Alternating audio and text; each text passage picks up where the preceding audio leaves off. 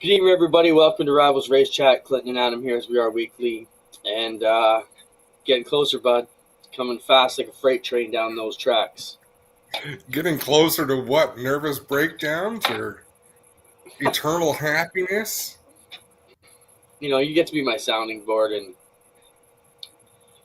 you know, some weeks I leave you alone. Totally. I mean, there's some weeks we go 5-7 days without talking. And, hey, you mad at me? Bro, what's up?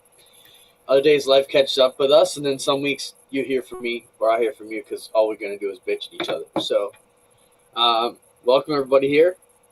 And what the finishing part about that thought was that, you know, I think it was probably during COVID that we were feuding a bit and we learned to realize, hey man, I'm having a bad day, and that's when you gotta recognize that with your teammates or your brothers or whoever was in your life, and you know, it's all fun to kick everybody in the shins like we love to do when everybody's in a good mood. When you're not having a good mood, it's the last thing you want to be piled on. So I appreciate that from you. Hopefully everybody's got that in their world. We're going to have a good show today. Cory McAllister is going to join us, and Dave Bailey is going to join us. Have I brought this up before, the old bumper sticker?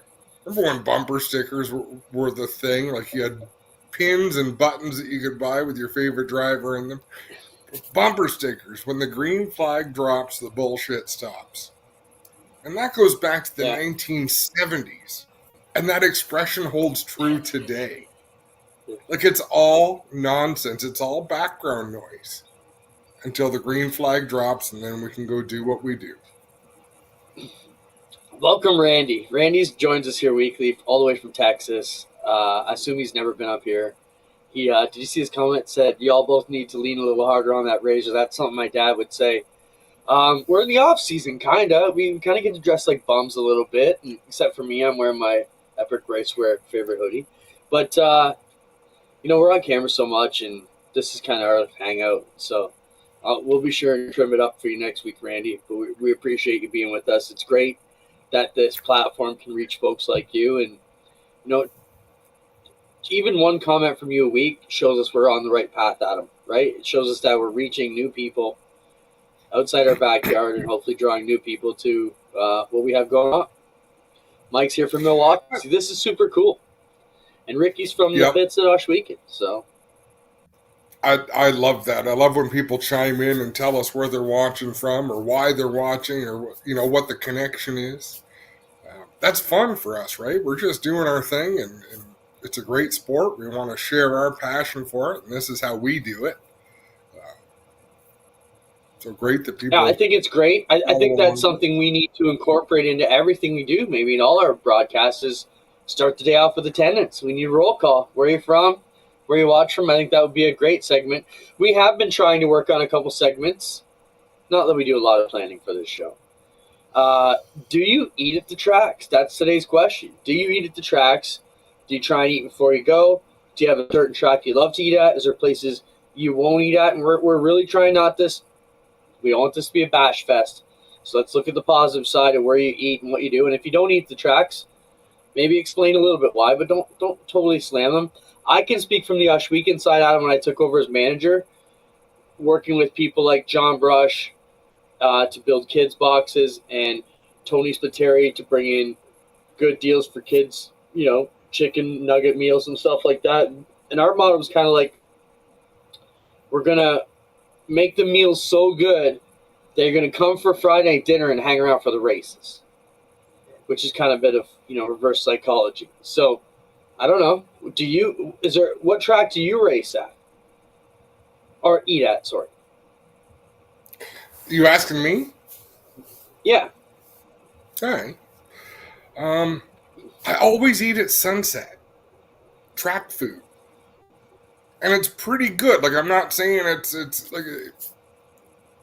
For some reason, there's tracks I go to where I'll eat before I go, but Sunset, I always show up thinking, no, I'm going to hit up the concession and find something I enjoy. Let's remember one thing, Clinton. Back in the day, the CNE, one of the most famous speedways in all of Canadian racing history, was only there for the purpose of selling hot dogs. They held car races and filled the place, and I think it was Pop de Gras, so they could sell their hot dogs. Well, I think there's some great comments already. Francis always eats at the tracks, but a place like Burger Barn makes it tough. I probably don't do us any help at Weekend because I bring the crew lunch. I bring subs from my favorite sub shop. So we all eat lunch at the track, but it's not from the track. Wait a second. You bring your crew food at Oshwegan? Don't even step off because I know where you're going with this, bro. And not once have you offered me to be included in whatever little fancy fresh meal plan you guys have in the tower that gets delivered every week. Not once you say, hey, Clint, do you want me to meet you at the bottom of the tower and have one of these tasty salads we got? Have you? You'd have to pull the cobwebs off of your wallet because we pay for that. So when you say you feed your crew on Friday, you are excluding the people that work on the front stretch. I'm happy for Ricky. First off, Ricky deserves. This is lunchtime. This is lunchtime, and you're your other job during lunchtime. Okay, so Ricky's at his job, and I'm at my job, so we have lunch together. I get off my wallet because I have a $50 to $60 bill every Friday for lunch when I buy 8 subs for Johnny Longboat, Ricky, Zigger, Dave, Jerry, myself. There's a handful up there. And then, not to say we don't eat it, because second part of my Friday deal is I love the Oshwegan burgers. Plain, nothing on them, fresh and hot. Can't beat a better burger than that. I love our food. Ransom was a place I really love to eat, and I'm not a massive eater, but I love the pizza and burgers and fries at Ransomville back in the day. So good 20 years ago. I haven't been in 15, so I can't speak on that. What can the tracks do to maybe get you? How's the price? These things want. Merrittville, so I've always eaten there too. Price only matters when the quality of the food is subpar. Flamborough Speedway charges a lot of money for their flam burgers, but they're also really good. So I'm good paying a little bit more for something good or memorable. I mean, I go back to the Rolling Wheels Wheat Sport days of salt potatoes and fried dough, and fish sandwiches were a big thing at those tracks, but they were really good. So was the price reasonable? I don't know. Hell, at that time I was a kid. My parents were paying for it. But it was memorable. It was stuff you couldn't get somewhere else. Yeah, I think there's, all different types. And I think if you grew up at a place, there's certain things you liked. Like someone shared a carton of Pepsi. And it looked like, like a milk carton. Do you remember those? Were you old enough to remember those things? Yeah. I know Fran knows what I'm talking about. And as soon as I seen it, I thought that take me back to being a kid at the races. It's like a paper carton. I'm going to find it here during the show.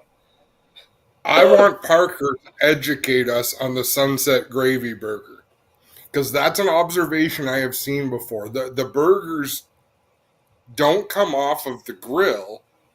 They come out. Clinton, work with me here because I think we've had the conversation. They come out of a tray, don't they? It's a tray with. I don't know what to say. It's a tray with liquid in it. I'm just saying it's different. It's unique. So, Parker, if you can, or if Brandon, educate us on how Sunset does their burgers, but maybe more importantly, why they do it the way they do it. Because I've always been curious. Yeah, Peterborough's got some good desserts. Those brownies, we've been guilty of those. Yeah, I think it was shocking the first time we bought the crew of the Sunset Burger, and everybody pulled it out, and it was a lot juicier than anybody was expecting. I think when it came out of the foil, but hey, if you grew up on that's what you're totally into, right? Well, right, we kind of have it a bit different though. Yeah, I think it's the burger. They cook it on the grill, and then they dip it in the gravy, and then throw it on the bun.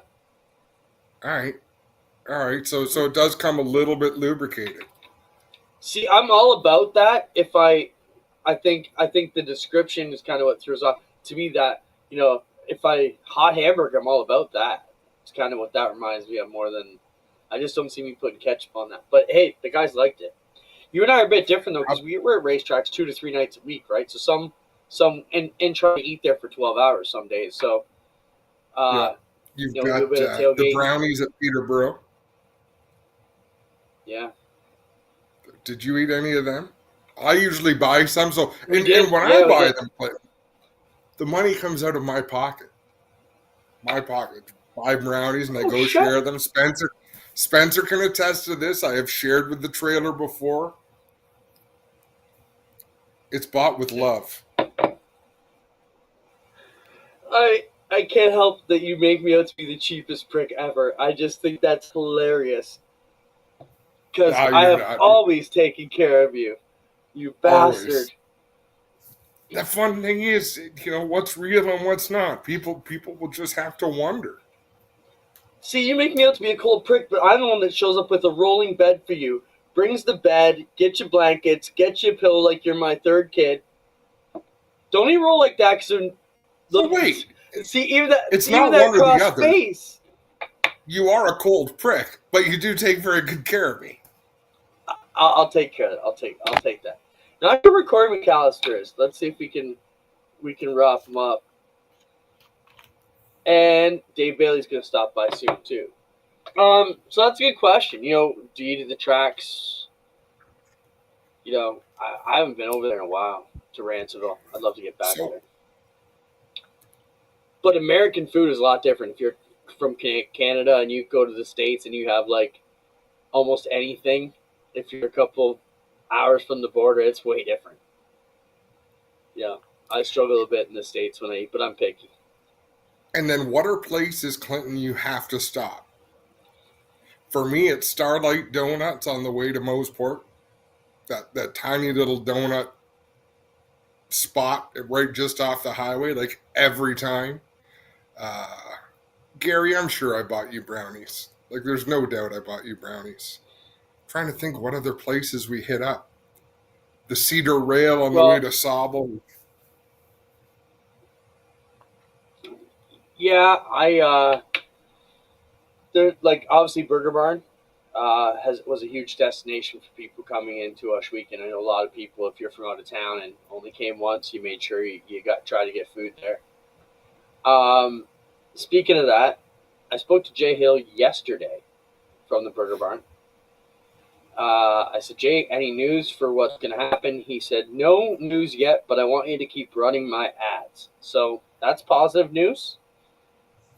So he said he'll get back to us with some firm details when he has them all sorted out. But I said, are we pulling the boards down and we done? He said, no, I want you to keep running all the ads, keep the Burger Barn video of the week going, and keep running the Petro Plus banner. Do you have the banner, Spencer? Can we see that now? I don't know if it's a rotation, if it's something. There we go. There. Brian Nanicook has to come on the show because we officially got the address changed from Fourth Line Caledonia to Fourth Line Six Nations.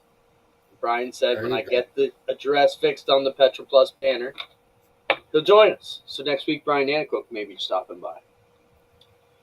There you go. And Gary Um, calling, I'm not even going to dignify your comments. Like, I even let you drive so you would feel like you were part of the team. I seem to remember checking out at the Home Hardware once in Cambridge, and you made me buy a freaking book.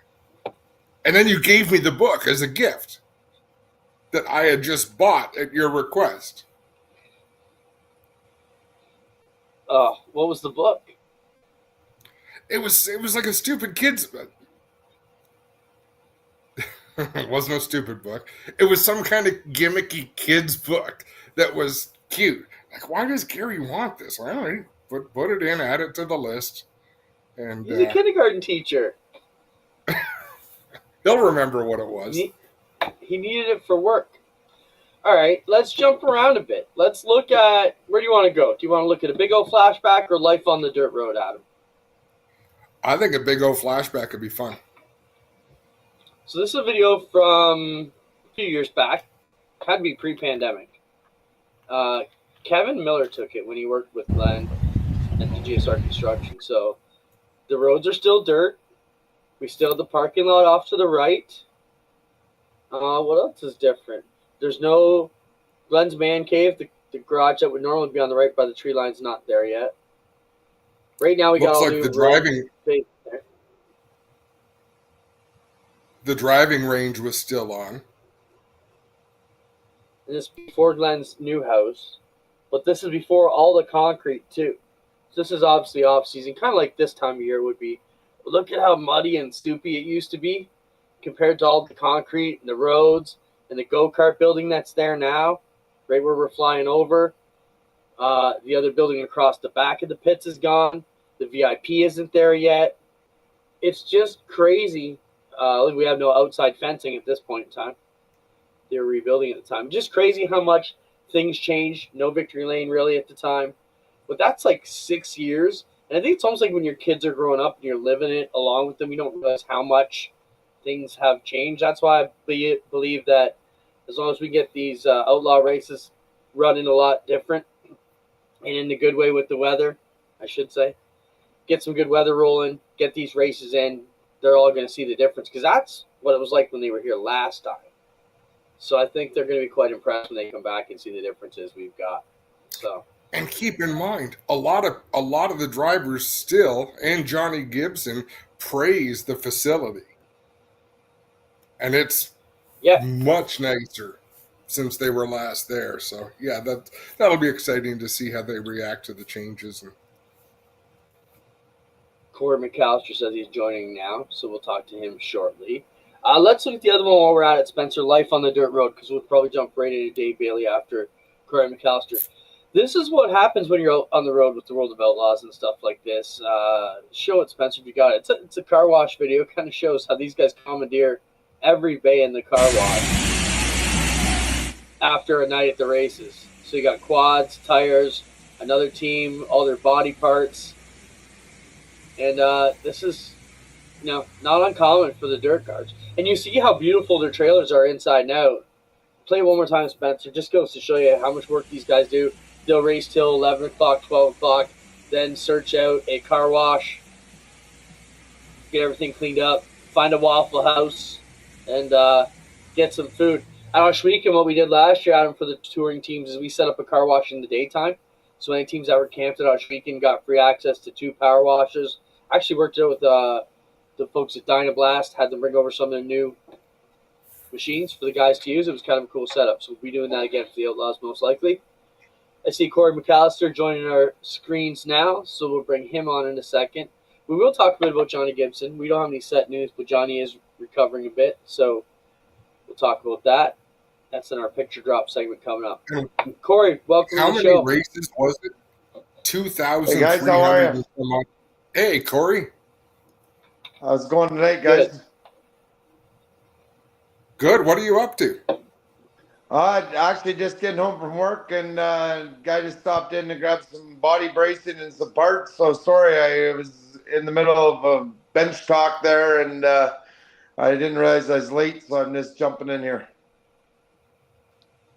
Cory, we know you first off as Caldecott Millwrights, then you get into the 2-speed stuff. How has that been? And also, let's not forget, you're a racing dad. Your family's active at the races. You got multiple cars in multiple divisions. You're a car owner. What aren't you doing these days? Coaching hockey, man, I don't know. Don't look at my schedule because it's a whirlwind. Everybody's like, hey, you were 10 minutes late for this. I'm like, yeah, I bet. But, it's a really good time. Things are booming, and Millwright world is crazy right now. I can't keep up with it. Last year was a slower year. This year, it's just things are going nuts. So, yeah, I'm going in all angles. Cory, what are you most looking forward to this season? Honestly, watch my boy at Oshwegan in the micro sprints, to be honest with you, man. I'm super pumped up. I reached out to Clinton, and I'm like, I love junior lates. My boy's still going to run junior late, but I'm like, I think my boy's going to learn a lot more car control on the dirt side of things. And he put me in connection with a guy, and we end up picking up his program. And, so Kaner's going to come out and race micro sprints on Thursdays, and then he's going to go race junior lates on the weekend when I'm not racing. And I'm pumped up, dude. I have way more fun watching him than I do racing myself. So I think it's going to be a lot of fun. That was going to be my question, Cory, because, you guys are traditionally asphalt. You've stepped up to bring over dirt. I don't disagree. It can only help more seat time, more disciplines, more surfaces. Let's talk about the business. I mean, Adam and I, we can talk to racers all day long, but we have a businessman on the line who deals in steel. How are we going to make it through this tariff? Corey's a business guy. How do you feel about it? I know, Adam, just so you know, Spencer gave me shit after he got off there. He said, enough with the politics. Leave it out. You're the one that bitches about leaving all that out of there. So I'll leave it up. But Corey, the business side of racing, and Spencer's not wrong. The business side of racing, are we going to make it through this? Where's this all headed? Yeah, like I honestly have an opinion, and like the government's kind of like the weather, you can't control it, so drive on. The one good thing is I met with two big manufacturers already in Ontario in the last 2 weeks. They're like, let's build stuff within Canada because we don't want to spend the money on the tariff. We don't want to spend the money on this. We don't want to spend the money on that, the exchange. You know, at the end of the day, things are getting really expensive. So if we can build stuff in Canada and do things ourselves, that's going to strengthen our industry too and become self-sufficient. Do I agree with it? Do I have an opinion? Yes. Does anybody want to hear my opinion? No. You know, as far as I'm concerned, everyone in Ottawa is a jackass, but you know, that's just my opinion.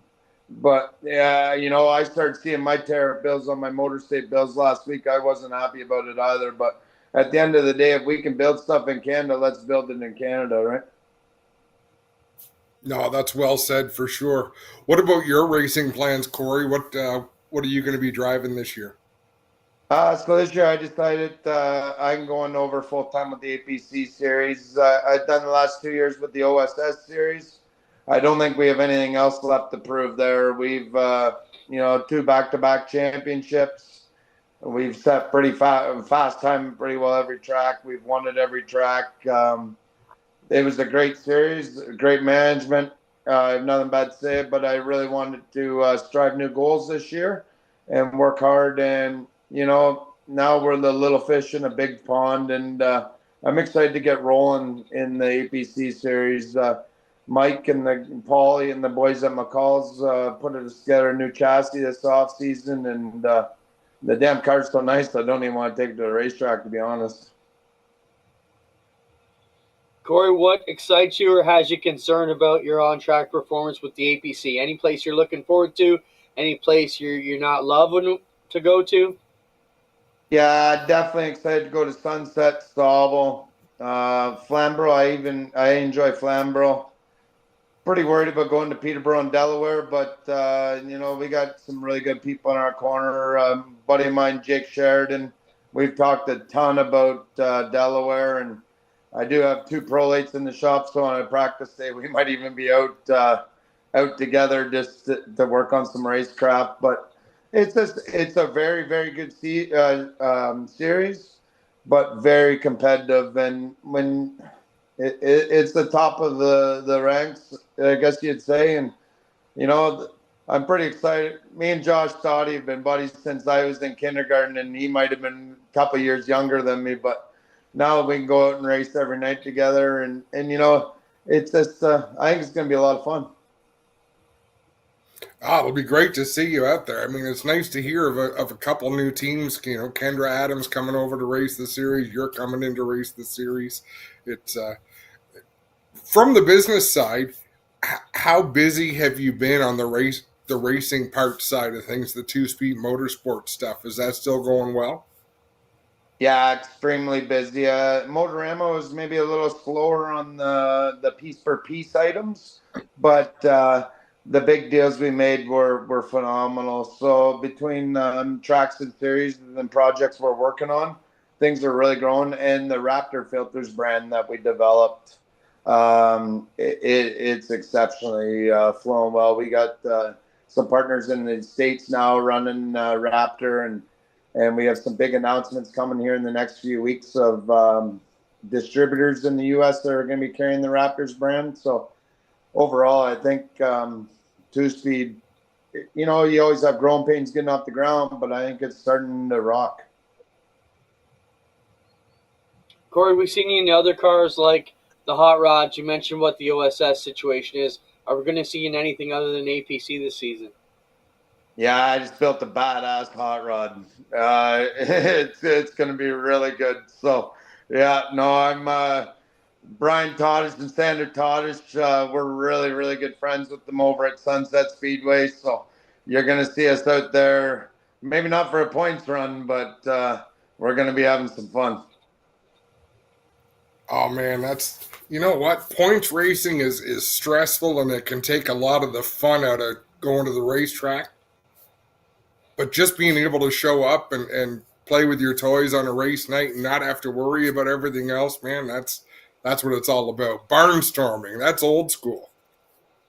Yeah, I think we'll take our friends to the racetrack because we're not going to make any there with that car. So it'll be fun. It's going to be a good time. Cory, where do you eat? Do you eat at any of these racetracks? Do you have a favorite meal? That's how we kicked off the show, asking everybody, do you eat at the racetracks? And if you do, what are you going for?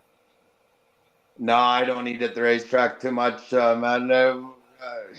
But at the end of the day, I'll go with the Peterborough Autumn Colors breakfast. I'll tell you, I've always told JP that he's hitting it off right there. I've seen you boys in the campground before at night at Autumn Colors, and the best damn thing about Autumn Colors is that breakfast, and it's a real good time. Oh man, that's awesome. Cory, is there anything else you want to leave us with? Do you want to tell our viewers about any cool products they should be watching for? No, at the end of the day, just check out a Raptor Filters brand. That new lightweight filter, it is definitely a game changer. And I always want to give a big shout out to all my supporters too. So NTN Bearings, BCA, Strike Energy Systems, Caldecott Millwright, CM Precision, Elevated Workplace, West Gray Auto,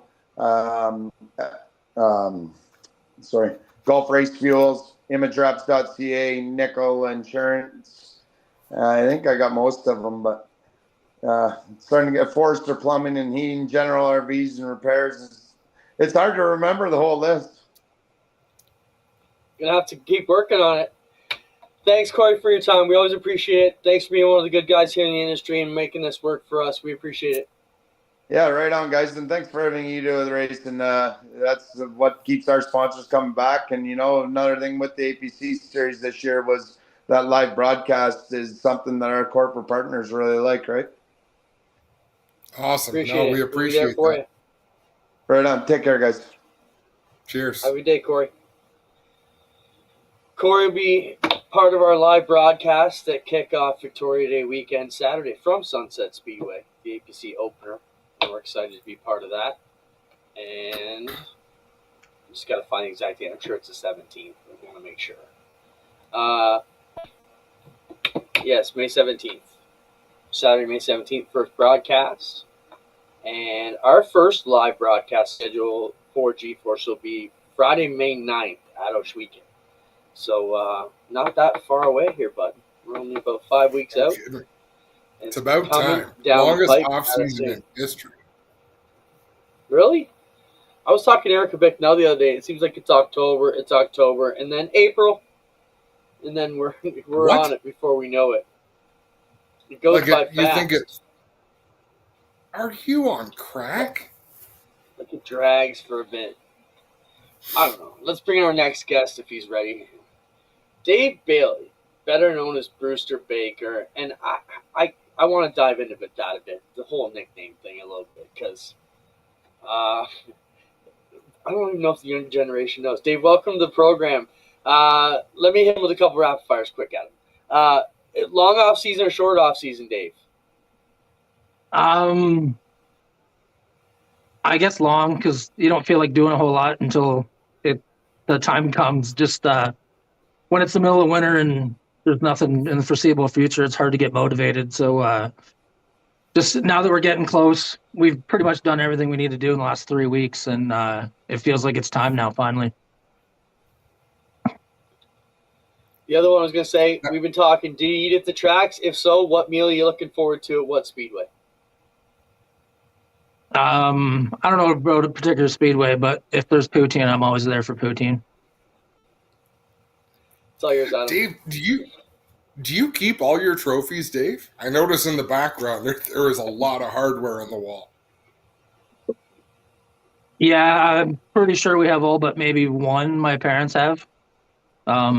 Lucas has the Crew of the Year trophy in his room from Merrittville, and I think other than that, everything's out here. There's nothing allowed in the house. Is that a Bessie rule? Well, our house isn't very large, and our trophy collection is, so out here they stay. Nice. Dave, let's talk about the upcoming season. Well, first off, let's get into the name. Uh, Brewster Baker, our generation, obviously huge with Six Pack. I don't know who I was talking to the other day. And I said, "Do you even know? Have you seen the movie Six Pack?" He's like, "No, I don't know." And then I made him go watch it, and then like, "Oh, it all makes sense now." So, Dave, are you okay with people calling you Brewster Baker?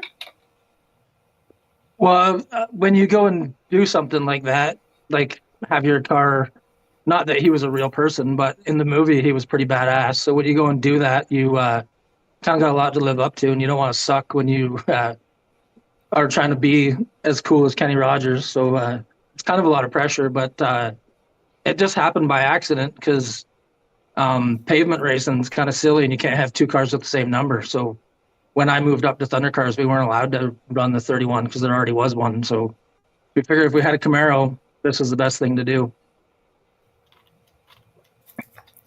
You know what? It is iconic, and even if people don't know that Kenny Rogers played Brewster Baker, it's an iconic look that you've kept year after year. So, it's a fixture. That's one of my favorite parts about the Thunderstock division is that the cars are so similar.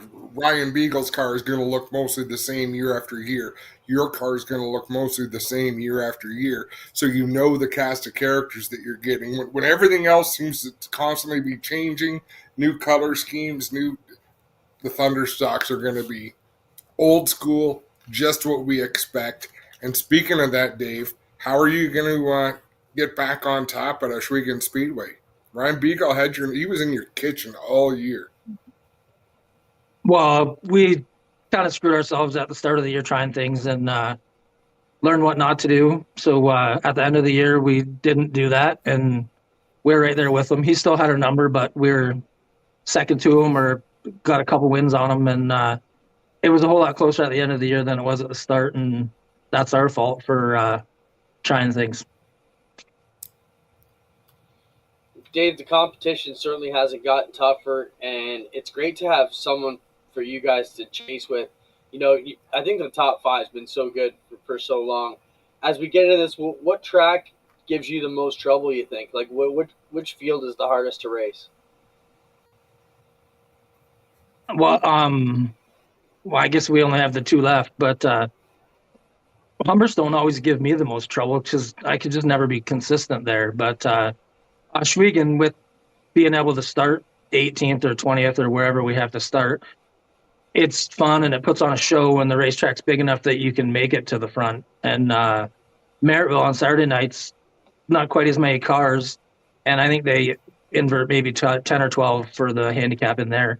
But it's way tougher to get through. And there's not as many cars, but it's still real tight competition. There's a bunch of good cars there. Just there's not as much room to get around. So getting to the front of that place is pretty tough. Who's your biggest competition at Merritt? Like, is it fair to say Ryan Beagle is your number one rival at Oswego, but who would it be at Merrittville?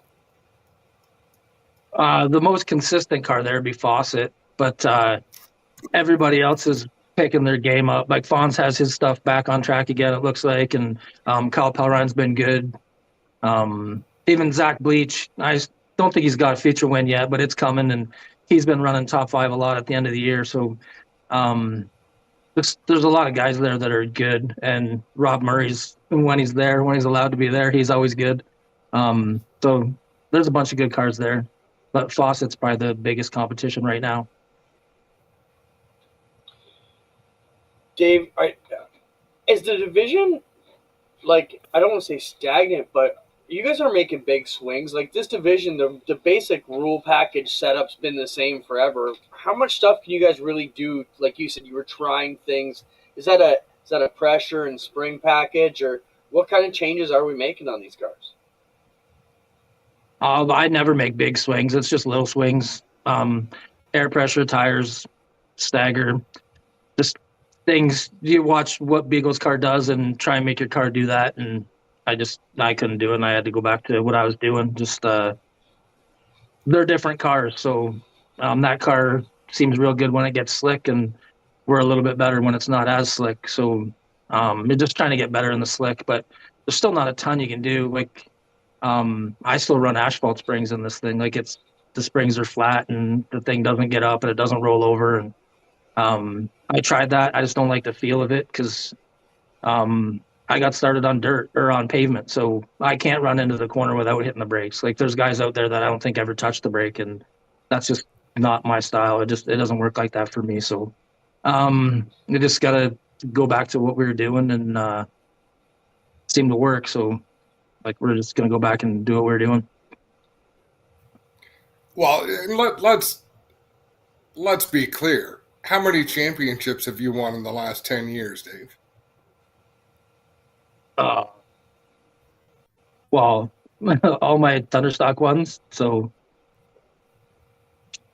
6, 7? I don't know. No, 17 maybe. No. Yeah, it'd be 6 or 7 per track. But... Yeah, sorry. 7 out of Schwegen. I didn't know it. So. Yeah. 7 at Schwegen, 6 at Maryville. I think 4 at Humberstone, and then the one duel in the dirt, and then the Can-Am one at Ranceville and Maryville. So we're picking on your performance. Sorry, Clint. We're picking on your performance a little bit, but clearly you've got your shit fairly sorted out. I mean, we can be real critical of you because of the amount of success that you've had, but still, you are the favorite at the racetrack pretty much every time you show up. Does that ever get tired? Well, having the target on your back never gets old. Like, it's good to be in that position. The part that gets old is when you run second and they're like, what happened? Like, well, shit, we beat everybody but one person. And then they're like, oh, bad night. Like, well, I'm pretty sure we're really fortunate to have those kind of bad nights. So there's a lot of people that give a lot of things to be in our position. So at the end of the day, we're really lucky. Just we got a guy that's got our number right now. Yeah, I always joke and kind of talk that it's like racing so ebb and flow. You know, like one year you have this guy who crushes everything. He didn't change anything. Then another guy gets it together a bit, and this guy's in the valley, and it comes that way. I mean, the example I could use, you know, you had Westbrook who was crushing it. Then you had Ryan Turner had a year, Bowman had a year. Now Westbrook back to having the year he had last year. I mean, in terms of feature wins, still Ryan won the big race, but I think it's crazy how it's kind of cyclical like that. My question for you, Dave, is, you know, you alluded to in our preseason interviews, Lucas possibly getting a mini stock. You talked about him having the crew chief, crew of the year award in his bedroom. How close are we to seeing the next generation of Baileys behind the wheel? Well, there's a car here for him. I don't know that he's ready yet, and there's really no reason to push him into it. If we get a motor back in it, like right now it's sitting here broken, and it's kind of sitting here broken on purpose, because if it's sitting here broken, then nobody else can go play with it and wreck it until he's ready. But hopefully maybe we get him on the racetrack this year just to drive around in circles, and then next year or two get him racing. Right on. Now, the way you came up through racing, Dave, same as I did. You would have started, when you were 12 or 13 in go-karts? I started when I never ran junior go-karts. I started when I was 15 running in the senior class at Hamilton Kart Club. Okay. All right. I thought you were a little bit younger when you started. Did you have any thoughts of going go-kart racing with the next generation, or are you going to put them right into full-size cars? If we had the opportunity, there doesn't seem to be a whole lot of flat kart stuff at Schwegen. And I still have my old front axle kart in the attic that we could put together, but there doesn't seem to be much of a flat kart junior division out there. So, and then to mini sprints or whatever, it's like I got, I don't know, maybe 800 or 1,000 bucks in this mini stock, and you'd be 3 times that much to get a bargain mini sprint or go-kart. So I feel like there's kind of really no need. We'll just get them in a mini stock and go at it. Right on, Dave. Last question I got for you. You know, we talked to you in the past. You said you're happy in Thunder stocks, get to race a lot, comfortable, good. Any desires to move up? Any of those? No, I have like zero desire. I'm like, not that I have anything against those cars, but this thing has a starter. I know what I'm doing. Like, I ain't young anymore. Probably almost as old as you and Adam. So there's no sense in trying to reinvent the wheel. Like, if we're gonna start over doing something, it'll be with Lucas, and we'll just run him in a mini stock and see what happens. Maybe he won't even like it. Like, maybe he just wants to work on stuff. Who knows? Do the best bet for your wallet. Right on, man. Almost as old as me. Thanks, and Clint. That was real good. For a guy who says he doesn't love the interview part of this game, you're one of the better interviews. You're one of the more fun people to listen to, because you never know what's going to come out. Well, it's because I don't ever know what's going to come out. Welcome to my world. Right on. Thanks for joining us, Dave. His chase for the title again in 2025 starts May 9th. Thanks, Dave, for being with us. We'll see you in a few weeks at the Speedway. All right, thank you. We also mentioned Merrittville Speedway here today. I invited Don Spees to come on with us. Don is another guy who is very, very comfortable in front of the camera. He says, man, I don't want to talk. We'll make it easy. Come on, just talk about what we're doing. Merritt will open up all the restaurants this past week, so if you're in the Niagara region and want a great meal, stop by and see them out front of the Speedway. Everything's open now, so want to wish them the best. And as they get ready to go, lots of stuff going on. If you're into cruise nights, got cruises Mondays and Fridays, and go-karts Tuesdays, full racing Saturdays. What are you doing with that bottle?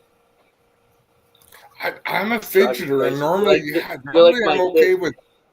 I keep it off That's the why screen. I have my pen. I just keep snapping my pen onto there. I'm the same way. Yeah. Do you think we're all announcers are like that? Because I'm always I'll show you fidgeting. this. Did you know I went crazy about a Rubik's Cube a while ago?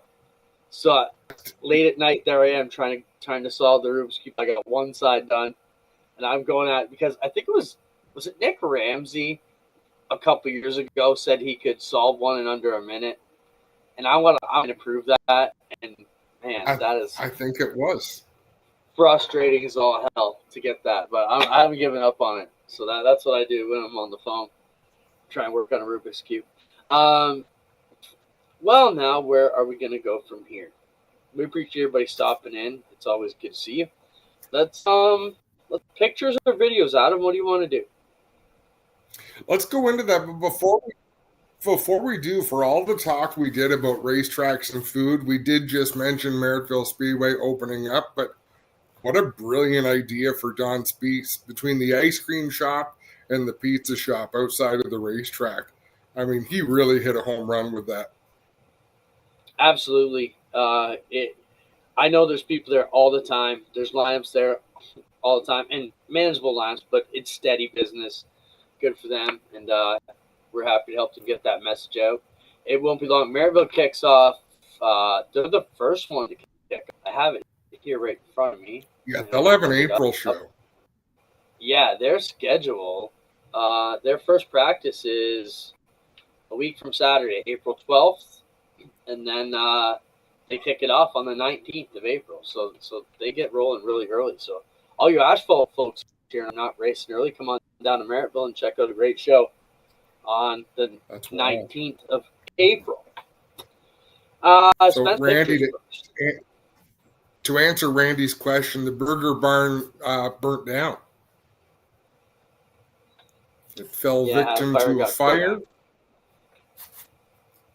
And Randy, Texas-sized servings, right? I don't think anybody ever went to the serving size or price or quality.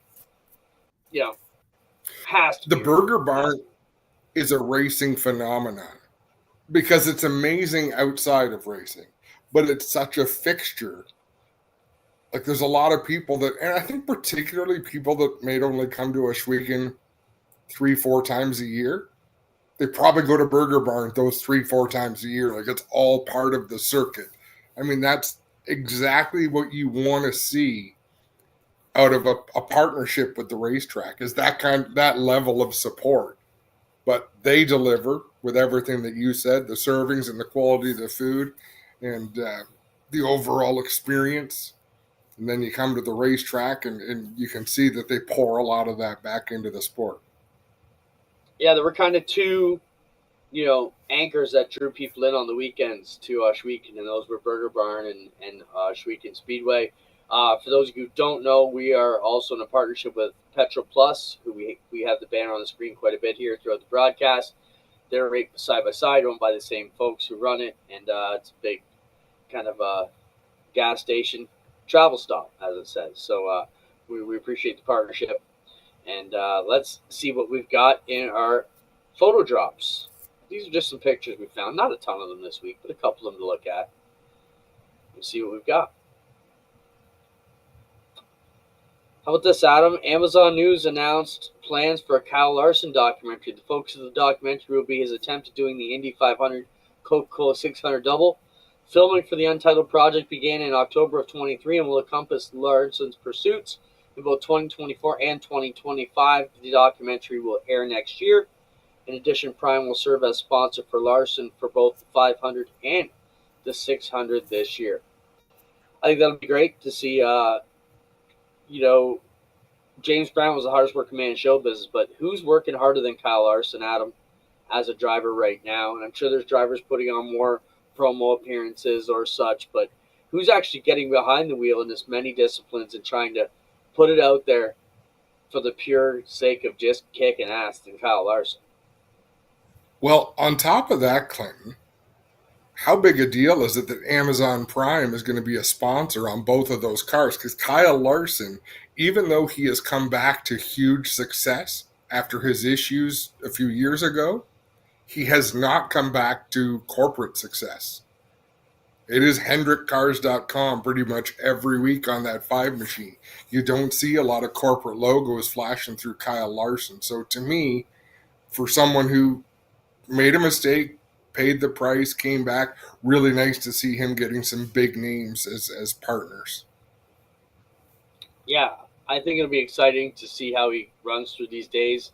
I always love the inside stuff, whether it's bands, music, whatever. It's great to see how they live the life. So excited about that. And it's great to see anytime you see someone as big as Amazon Prime getting on board with racing at all. It's good for everybody. So good to see it. What else we got? Tony Stewart dropping the Ford program with their 410 sprints. For more than 9 years, Tony Stewart Racing has worked collaboratively with Ford Performance and Shaver Specialty Racing engines on the development of the FPS 410 engine. While that development will continue, Tony Stewart Racing will take a step back from running Ford engines during the points-playing races beginning tonight, Lawton, which was last weekend. We're extremely proud of and grateful to the respective teams at Ford and Shaver Engines for the support over the last decade. Tony Stewart, Curb, Agajanian Racing, with the 15 of Donnie Schatz on there. So they have dropped out of that. Adam, I didn't think it was 9 years they were running the Ford, but I guess look at Donnie Schatz needs to be running better than Donnie Schatz has been running, right? Look at they split with High Limit. Who's there with David Gravel? To me, the second name on that list should be Donnie Schatz, but he's scraping 10th every night. And I'm not giving facts. Yeah. I'm just saying he's not knocking down podiums like he would be. No, I think that's fair. So they obviously felt the change was in order. We'll see how that goes. Let's address the comments. High Limit teams coming to the Thursday World of Outlaw race / weekend. It'd be great. I guess it depends on how many drivers are actually, ready to come to Canada, because their series is not. So you'd have to be ready to come across with your teammates. That means your crew with passports and everything be ready to cruise in. So that's one thing. I think we'd have a better shot if there wasn't a Wednesday race in Ohio with high limit against us, but it happens. So, does a Rico Abreu, who knows the Canadians are dying to see him, pop in on a Thursday? Maybe. Do some of these other guys try it? You never know. Also, like we talked about, there's kind of a mini 5-day swing there. Even with you take the high limit Ohio stuff out, you got World of Outlaws Wednesday, Thursday, high limit Friday, Saturday, World of Outlaws Sunday at Cornwall. I think you could see, we've seen Anthony Macri announce he's going to be there. Do we see some some of the Pennsylvania guys try it out, or some of the Ohio guys? So you never know. Now, I don't want to build hype where there's no hype to be built, but is there any chance that the Kreitz team pulls a car up for Christopher Bell to run? They've shown up in some strange people. Great question. That car's been really, really fast this year. Christopher does have wins at our place. This shows all about inside business. I reached out to the car owners that fielded a car for him last time Bell was at Oshwegan. They just said they don't feel they're equipped for it this year. So it wouldn't be them, but the Kreitz it's a possibility. Why don't you send Donnie Kreitz Jr. a message? Tell him the Canadian fans would love to see him at Oshwegan. And I'll send Christopher Bell a message, and let's work it out. It's totally plausible. Let's put it that way. I'm not saying it's possible or even in the works, or like you said, building the hype, but it's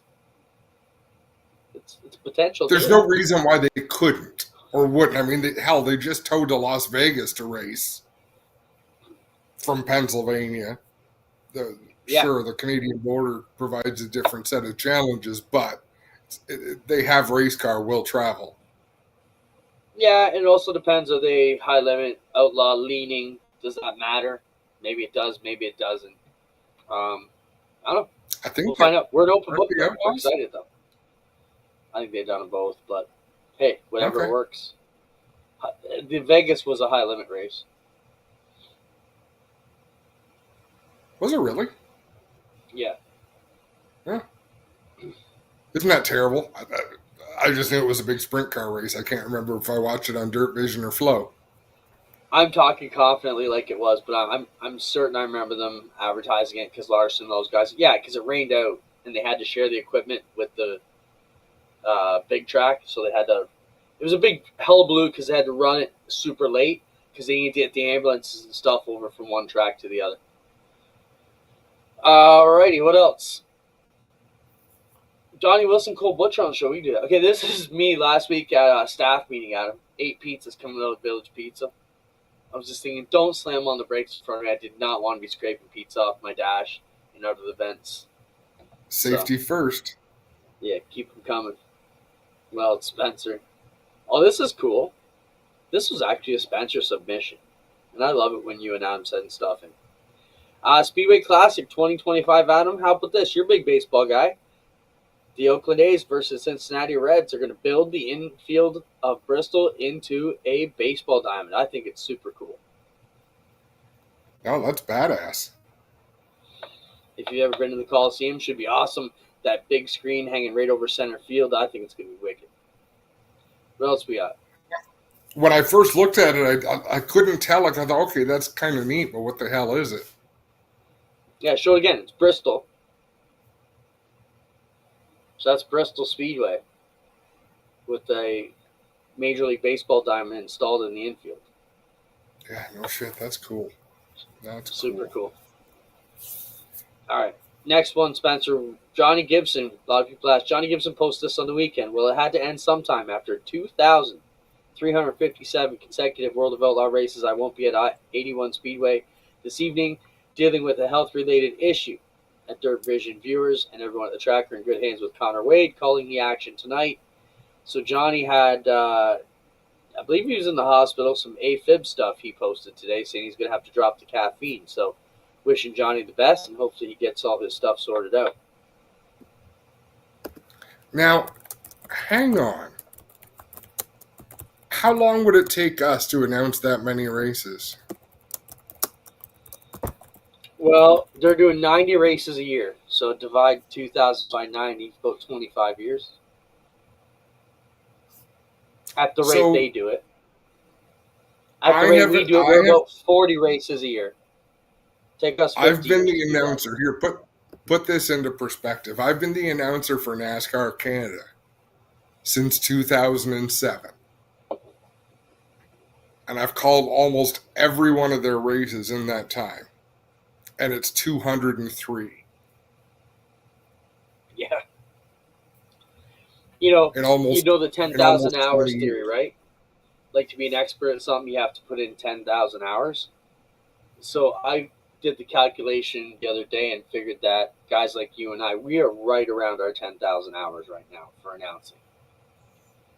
If you do 25 times a night times so many years times, so many hours, 10,000. We're closing on 10,000 hours of being on the air. Wow. Like 5 hours a night, 40 weeks. 40 nights. 40 nights. 200 hours a year. So 5 years to get 1,000. Wow. Yep. But there are some years we put in a lot more. Like, I calculate the nights when I did Humberstone. Like, there were 10 years there where I worked Friday, Saturday, Sunday. 5 hours a night at least. There were a couple of nights last year at Oshweek, I think were 10,000 hours. We're trying to get away from those. Hey, you know what? At the staff meeting on Thursday, I asked if there was any potential to start at 7 o'clock on Friday, and I got my head chewed off. Nobody thought it could work. I thought we could squeeze in another half an hour. Even the gate staff were like, no, people need time to get there on a Friday. I know it's tough on Spencer, so it got voted down anyways. What other pictures we got? Because we still got to get to the Berg Barn videos of the week. Oh, this is something you and I both shared, Adam, our last picture. Check this out. Donation bin at Havasu 95 Speedway. Super cool to the fans to pitch into reserving driver. The slots can accept any currency, any amount. You can drop money in for first, second, third, or last. I thought this was a cool concept. Tough when you got multiple divisions, but hey, I thought it was a neat deal too. I think it's perfect for a small scale kind of racetrack, and that Havasu track. So I've been there. There was nothing going on that day, but I happened to be driving around the area in Arizona, and it's a neat little place. Like, everything is small, but the way it's laid out, the way it's set up, is just super cool. Right on. All righty. Time for your Burger Barn Videos of the Week. As we said, Jay said, keep the signs up. We'll have some positive news soon, hopefully. Let's roll. In here, people become pilots, truckers, or even race car drivers. How about this new sim setup, Adam? It's a globe. This huge ball combines what, for people that are pretty confident they're going to flip? I would have that thing full of puke in about 2 minutes. Recognizing its potential for training on large machines. It looks like fun. I don't know if I can do it, but it looks like fun. It looks like something. Dude, I can't even do the Simpsons ride at Universal Studios. I'm not getting in that simulator. My buddy Anthony had a boat about 2 years ago. I went down, sat on the dock, just had a cold one on a Sunday, and just the bobbing of the water. I'm like, I'm going to puke, man. I got to get out of here. All right, keep it coming, Spence. Oh, watch this. Oh! Okay, so drag racing, right? He had his hands in there adjusting the blower right when it went kaboom. Woo! Good Lord. Almost became two-fingered Tommy there. Might have. Oh, okay. What else we got? Okay. Let's analyze this a bit, Adam. Let's watch this again. And the jack is just for insult. So I see these videos. So I see the jack, and this is where watching too many 48 hours videos. Okay, so I believe this is a situation that you always talk about at the races, which is safety stance. Okay, so I believe they've got the other side of this car jacked up for some reason, or the brake wheel is off, it's not wheels chalked properly, he goes around or they go around to get in the wheel in the driver's door for some reason, it puts the extra weight on, and now this thing is sailing off. So play it again, Spencer, and see if you agree with my analysis.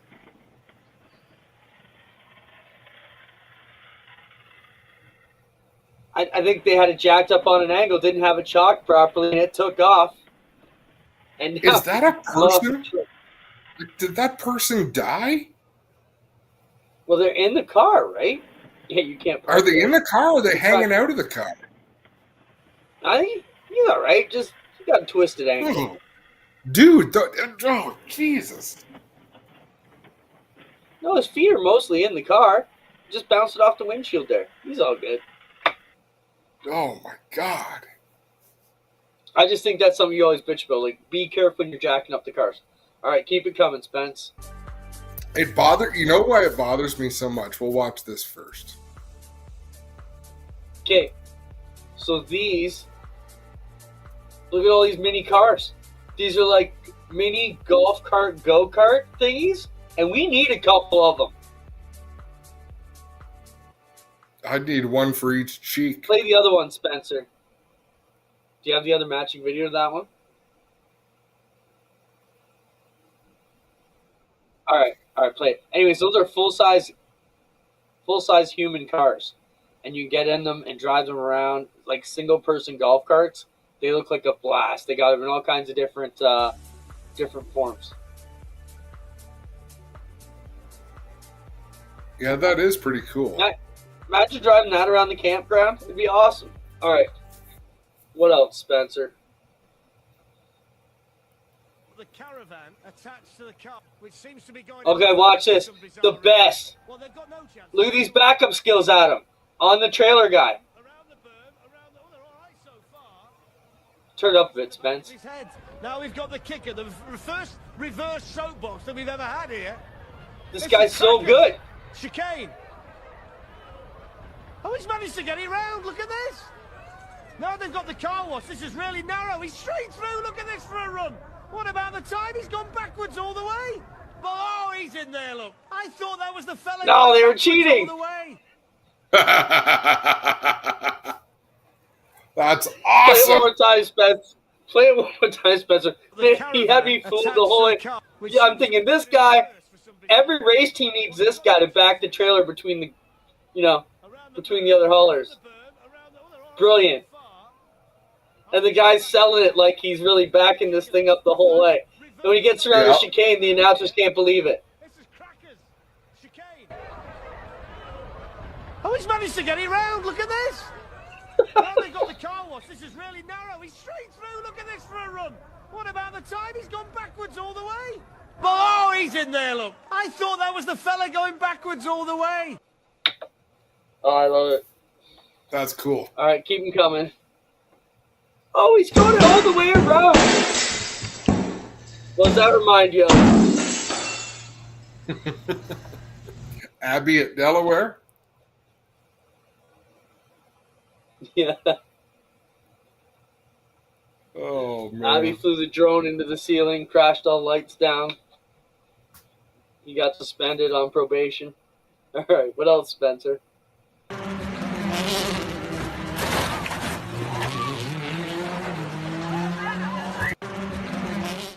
Did he ever stop shooting? I don't think the cameraman ever took his eye off the action. You know how Claude needed a cane last year? Maybe it was from a situation like that. All right. So Spencer and Adam are arguing my ear. Spencer says the shot went black. Play it again, Spence. So he's still on the car, still on. Boom. Wait a minute, it went black after the car knocked him out. Like, of course he's going to stop shooting at that point. All right, let's see how far we got. But Adam's saying he hung in there as long as he could. Show one again. Watch the top view. Oh, that guy's hired, man. He didn't even flinch at all. That's commitment.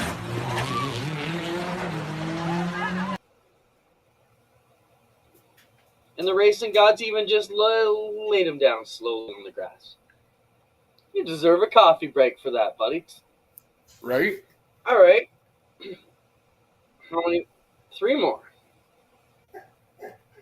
Is still a very fast machine.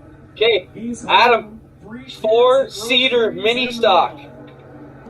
Wally was pretty excited to tell me all about the new build on that car. Because there goes the Those are mini stocks or full size?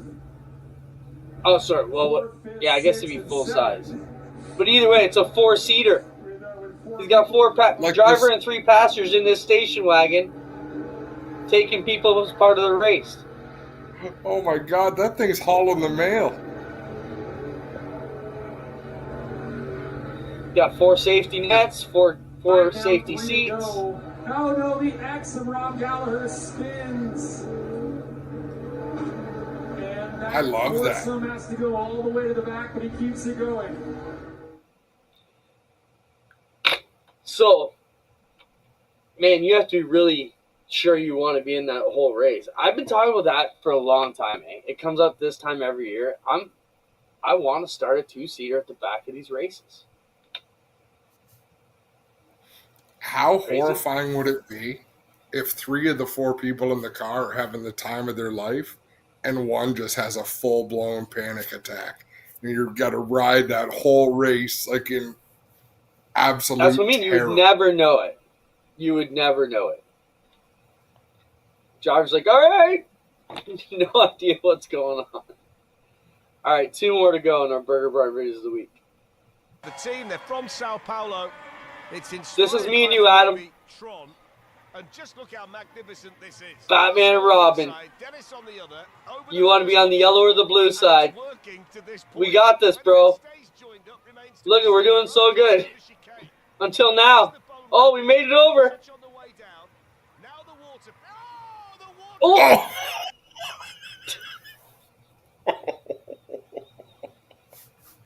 Oh, damn.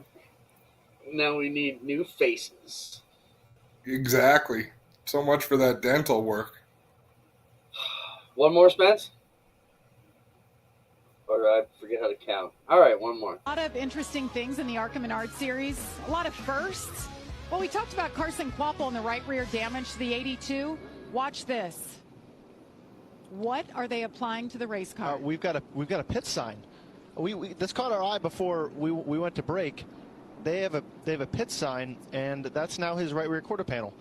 And that's not on the bottom. That's not the 28 of Connor Zilich's pit sign. It's actually upside down, so it's the 82. So it's his pit sign anyway. He doesn't have a pit stop left today, and honestly, that was going to kill him not having a right rear quarter panel. And if anything, this might actually be better. As good as new. Look how long it is now. Look how it's hanging past the tail. If we didn't talk about it, nobody would know the difference. I mean, that's it. How's that? Took the pit sign, had no sheet metal, rivet it to the side, speed tape it over so nobody knows. Was never going to fit the template after that race, but I think when you're having a day like that, it doesn't matter much, right? You do what you got to do. Made it through another week. And I'm smiling, man, no matter how much the days get to me. It's great to have everybody here hanging out with you guys and enjoying the Tuesday. Was a good show. Let's do it again. Oh, I'm in Vegas next week for work. Now you tell us. I don't know. That's 7 days notice. That's pretty good for me. That is actually pretty good. Well, we can talk about that soon. Does that mean you're out for the whole week? Yeah, I leave Sunday and come back Friday, so can't even do another night. Call Greg. Get the Grinch to step in.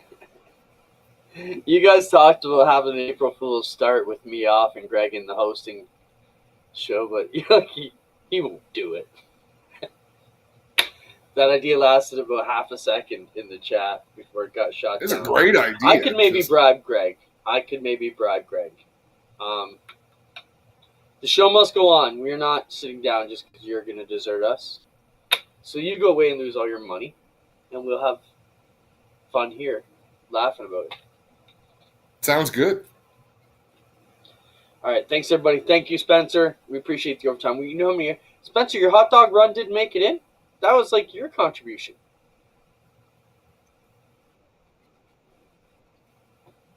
Spencer forgot his wiener video, so we'll have to show that next week while you're in Vegas. Wow. Something to look forward to. It's on tracks with wheels and everything. Hey, thanks everybody for stopping by. We'll see you next week. Not you, Adam. Ciao.